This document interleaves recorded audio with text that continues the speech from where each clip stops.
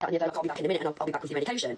So she was supposed to come back and bring me medications. Well, that didn't happen. So she's then come back, told me that if I don't turn off my live, if I don't stop live streaming and point in the camera, and do something about it, I forgot what I was saying now. So basically, someone came up to me, security guard came up to me, like, he came proper close, and I was like, mate, can you like step back? I was like, you're in my personal space. He's like, no. So I ain't moving. At that point, I just thought, do you know what? No, not fucking happening. So I just thought, do you know what? I was like, get out of my personal space, mate. Like, move. And he was like, oh, you're being aggressive now. And I was like, no, I've asked you to move, and you told me no. Like, you're in my personal space, move. So at that point, he like walked away, went and spoke to people. At this point, I'm sitting there 10, 15 minutes later. Don't know what's going on, don't know what's happening, waiting for painkillers. So at this point,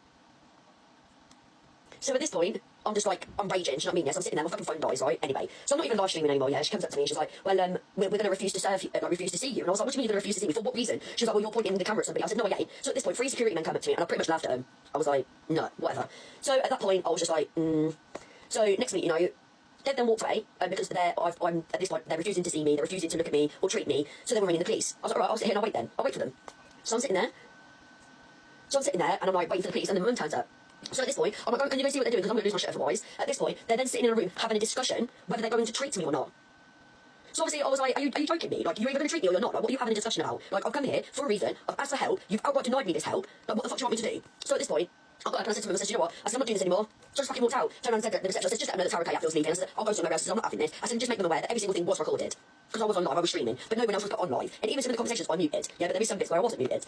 So, short story, I didn't get checked. My legs they're still swollen, they're still sore, my back's still sore, my legs still keep getting pins and needles, I'm still having all the same symptoms, but the swelling's gone down a little bit. So I'm just going to see how I go tonight, see how I am in the morning, and if they haven't gone down anymore, then I'll just take myself to a different hospital. I'll just go to like Glenfield or the General Hospital. So yeah, that's pretty much what happened. So they refused to see me because apparently I was being abusive, and there was no record of me needing an MRI. I was there nearly 4 hours and didn't even get examined, like hadn't even been examined yet, like literally had my blood pressure, my fucking whatever taken, that was it, that's all I did. So yeah, so that's that. But I will get it sorted one way or another. Well, that's what I'll do. That's what I'll do. I'll just wait until I'm really, really bad again and then just ring an ambulance.